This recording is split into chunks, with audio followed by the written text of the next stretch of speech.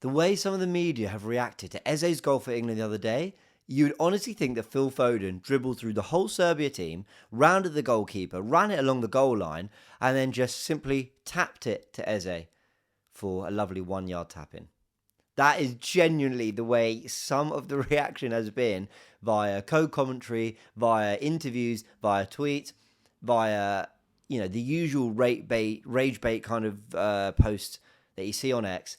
And I'm here to laugh at all of it, if I'm honest. I'm here to defend our player, Emirates Eze, and just kind of talk about what's being said on the timeline, because it has been very, very funny seeing the reaction of Arsenal fans who are defending their player whilst making a complete and utter mockery of the journalism around this goal. Now, Emirates Eze, if you haven't seen the goal, go watch it.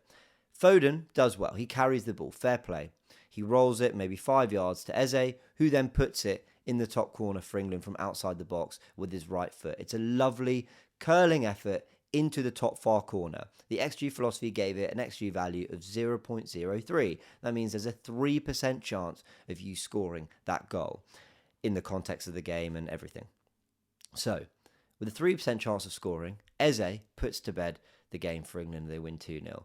And on co-commentary, Lee Dixon, as I mentioned on my video yesterday, a former Arsenal player who's achieved a lot in the game. And of course, respectfully, I always listen to the pros, especially ones who've achieved the kind of things he's achieved. Fine, I will listen. But some of the co-commentary really praising Phil Foden and the weight of pass, which I'm convinced was a bobbly pass. Eze had to take the ball. When he strikes the ball, Eze, the ball's not rolling. It's bobbling.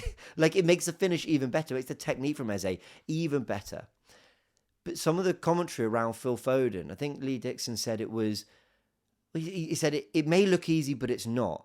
It's a lovely pass. And I'm thinking, all right, let's dissect that a little bit.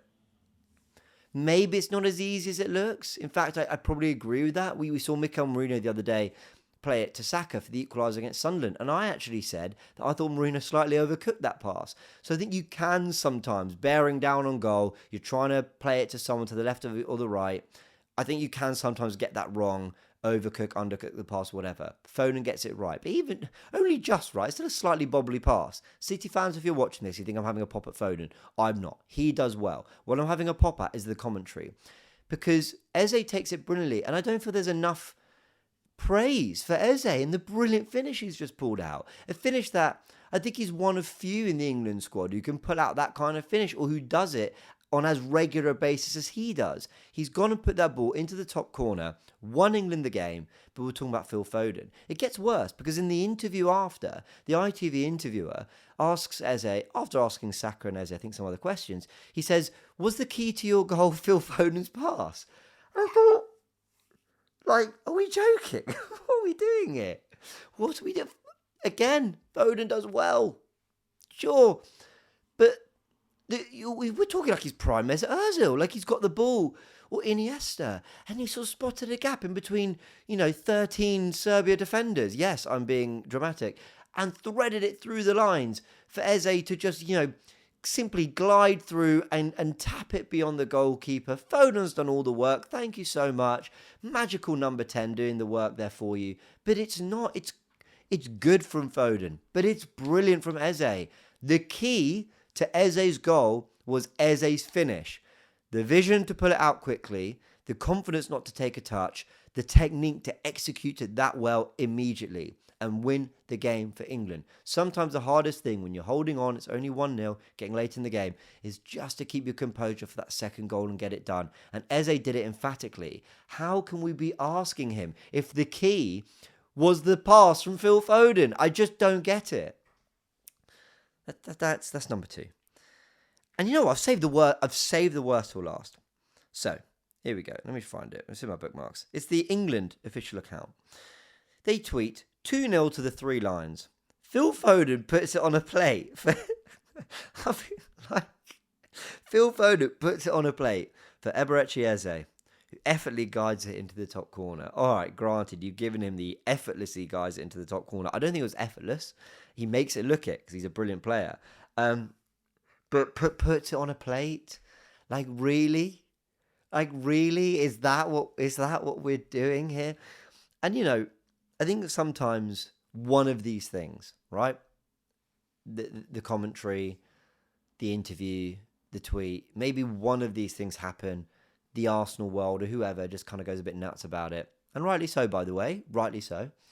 And then it kind of goes past. But for kind of three of them, like I said, there was an ESPN FC tweet.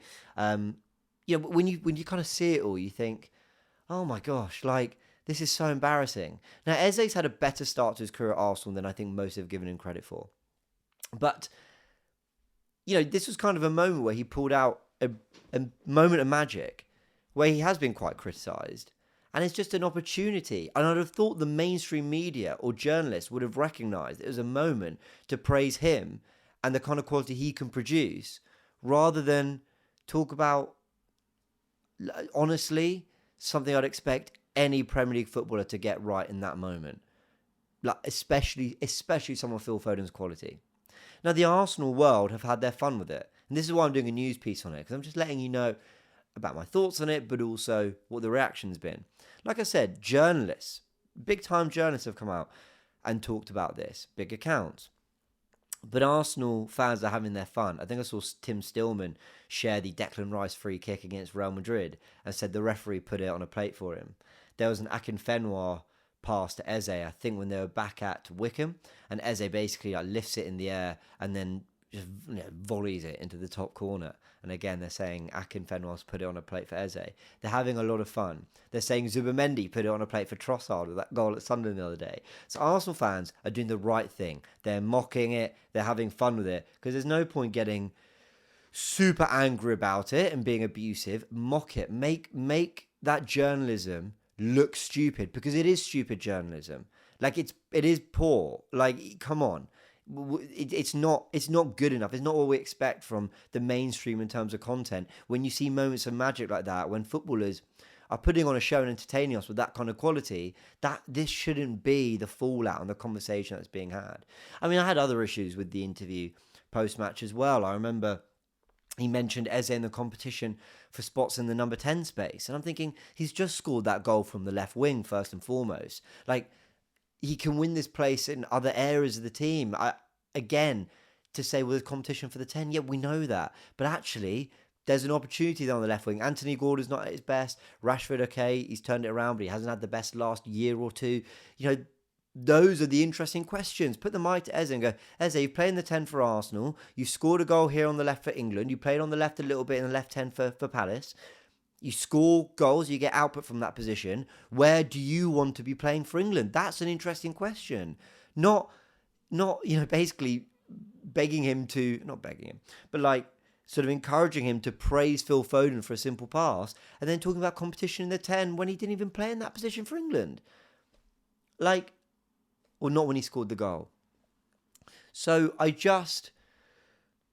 think we're right to mock it, laugh at it, but also expect better to a degree. And the Arsenal fans have had their fun with it, like I said.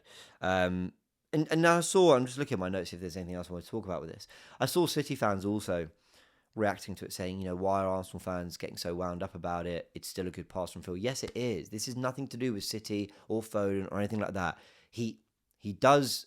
I have praised footballers for getting that pass right, because it can be one you get wrong. Granted, he does get the weight of pass right. Slightly bobbly, but he does get the weight of pass right. It does allow Eze to come onto it and show his brilliance. Sure, it just should never have been the major talking point out of a moment of brilliance for Emirates Eze. So I just wanted to vent about that. I just had to have a little moan. I mean, I did find it laughable, but it's also like, we did the podcast, me and Shaw, about rage bait, didn't we? We did the podcast on the Goonerverse talking about the mainstream media, and you think, come on, like, we want slightly better content than this. And like I said, I'm sure it would have been a real topic of conversation had we seen it all before we recorded that podcast. So I had to get a reaction out on this, because the Arsenal was talking about it. So I thought I'd let you know they're talking about it and give you my thoughts on it too. Very quick thing. This is a new format we've done for Goonerverse News. Of course, when I'm out and about and there's breaking news, I will react instantly, and we'll get that out on the channel with just my phone in hand, recording where I am. But when I've got the opportunity, I want to do these kind of videos here on the channel too, with a better camera, better mic, look at you all and say, let's talk properly about something that's gone viral, that everyone's talking about, and we can have a conversation here via the video and in the comments as well. Different type of Goonerverse news video, but we're going to be bringing more of this as we're trying to elevate everything on the Goonerverse news. And there's a clips channel where if you don't want the full thing, I see people moaning sometimes about the waffling that Sharor and I do at the beginning of the podcast. Well, we'll give you the more bite-sized versions of everything on Goonerverse clips, so go check out that channel as well. All right, we'll leave it there. Big thanks, everyone. Still find the commentary laughable. Let me know your thoughts in the comment section below. It's been very, very funny, but also very frustrating at the same time.